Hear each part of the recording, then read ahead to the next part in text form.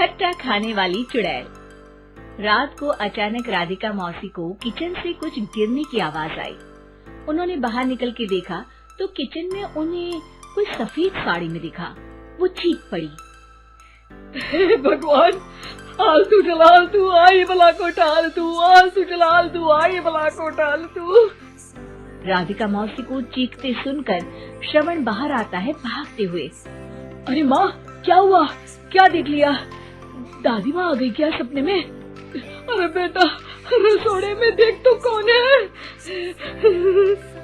श्रवण रसोड़ी में झांक कर देखता है और उसे कोई नहीं दिखता अंदर। अब रसोड़ी में तो कोई नहीं है माँ। कोई सफेद साड़ी में नहीं है क्या? नहीं माँ, कोई भी नहीं है।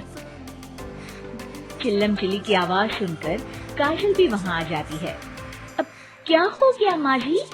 अरे बेटा, रसोड़े में एक चुड़ैल थी सफेद साड़ी में। अरे क्या कर रही थी वो अंदर? अरे बताया नहीं, कल आएगी ना तो पूछ लूंगी। चुड़ैल जी, आपका क्या प्लान है? माँ जी, रात बहुत हो गई है, आपने कोई बुरा सपना देखा होगा, चलिए सो जाइए। राधिका मौसी सोने तो चली जाती है पर उनको रात भर नींद ही नहीं आती। वो कुछ भी उलझुल बातें सोचने लगती है। कहीं चुड़ैल की वजह से तो घर में टेंशन नहीं हो रहा, कहीं उसी की वजह से तो वो दादी नहीं बन पा रही। सुबह जब राधिका मौसी रसोड़े में छानबीन करती है तो पाती है कि नींबू का अचार गायब है। चुड़ैल नींबू का अचार ले गई, मुझे तो ठीक नहीं लग रहा कुछ। चुड़ैल को भी पता है कि जिंदगी का असली मजा तो खट्टे में ही है। राधिका मौसी झट से श्रवण को फोन कर देती है। बेटा, मुझे समस्या समझ में आ गई है, हमें एक तांत्रिक की जरूरत है। अरे क्या बोल रही हो माँ, तांत्रिक की क्या जरूरत है? आप पूजा पाठ तो कर ही रही हो ना। आलतू जलालतू मंत्र सारे फालतू जैसे कुछ मंत्र पढ़ो, चली जाएगी अपने आप चुड़ैल। अरे नहीं बेटा, कभी चुड़ैल को कम नहीं समझते। अरे तुझे पता भी नहीं चलेगा कि कभी वो छल करके काजल की जगह घर की बहू खुद बन जाएगी। क्या माँ, कुछ भी बोल रही हो? कहाँ काजल और कहाँ चुड़ैल? वैसे एक बात बताओ, काजल को अगर गाने के लिए बोल देना तो चुड़ैल काजल की आवाज सुनकर घर तो क्या, धरती लोग छोड़कर चली जाएगी। तुम ना पढ़े लिखे बच्चे हर चीज को मजाक समझते हो। तुम रहने दो, मैं खुद ही तांत्रिक को बुला लेती हूँ। अच्छा सुन, शाम को इमली लेके आना। क्या है कि चटनी खाए बहुत दिन हो गए है ना? नहीं माँ, इमली तांत्रिक से ही मंगवा लो ना, आटा वगैरह भी उसी से पिसवा लेना। देखो मुझे काम करना है।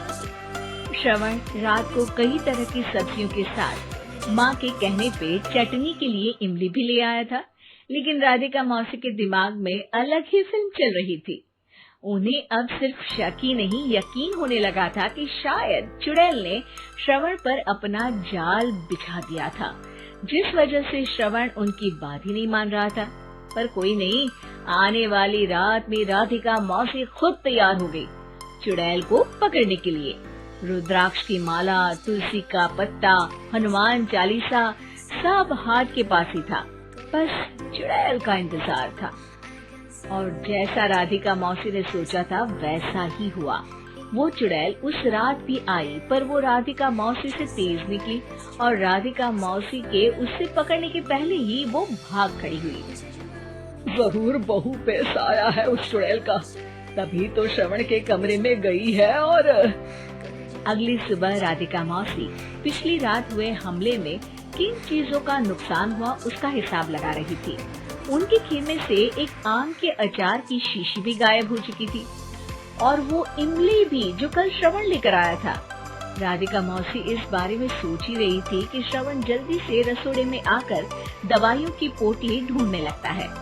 अरे बेटा, क्या हो गया? अब माँ, वो काजल की तबीयत खराब है, बहुत घबराहट हो रही है उसे। हे भगवान, मैंने पहले ही कहा था कि तांत्रिक को बुला लेते हैं, पर नहीं। अब देखो, उस चुड़ैल ने काजल को अपने वश में करना शुरू भी कर दिया है। हालांकि श्रवण भूतों में विश्वास नहीं करता था, पर अब वो भी डर जाता है। और राजी हो जाता है एक तांत्रिक को बुलाने के लिए। कुछ ही घंटों में तांत्रिक आ जाते हैं और राधिका मौसी तांत्रिक जी को सब बता देती है। घोर संकट, घनघोर संकट, चुड़ैल को मारू जोर चाकट, ओम भट स्वाहा खटखा के आहा। अरे ये क्या मंत्र है? मेरे खुद के ओरिजिनल मंत्र है, कल रात को ही लिखे हैं, अच्छे लगे तो दाद चाहूंगा। एक और मंत्र सुनो, अर्ज किया है आब्राकडाब्रा, दिल्ली बम्बई आगरा, चंदा मामा सोबरले सुरन मामू जारा। ये मंत्र है? अरे कोई 40 वालीसा पढ़ो ना। वक्त कम है, 40 नहीं पड़ेंगे, 20-25 में काम चलाना पड़ेगा। अलग निरंजन जाके लंदन, मुफ्त का मंजान घिस मेरे नंदन। अरे जल्दी करो तांत्रिक जी, जल्दी करो। तांत्रिक अपने उल झलूल मंत्र पढ़ने लगता है। श्रवण को तांत्रिक पे शक होता है।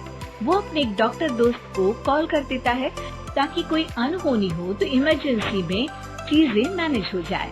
तांत्रिक धुनी रमाता है, जिसकी वजह से कमरे में काफी धुआं हो जाता है और जिसकी वजह से बहू की घबराहट बढ़ जाती है।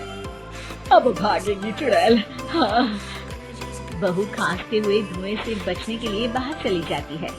अरे भाग रही है, भाग रही है। पीछे पीछे श्रवण भी जाता है। बहू एक सोफे पर बैठ जाती है। तभी डॉक्टर दोस्त आ जाते हैं और श्रवण को पानी लाने के लिए कहते हैं। थोड़े चेकअप के बाद डॉक्टर कहते हैं, मेरे हिसाब से जाप का काम पूरा हो गया है। क्या मतलब?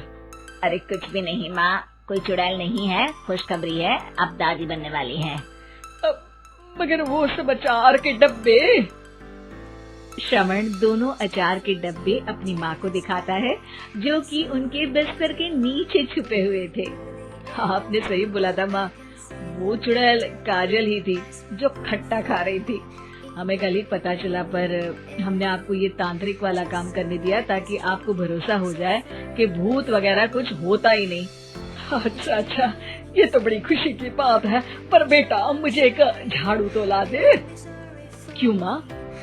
ये तांत्रिक का भूत उतारती हूँ मैं।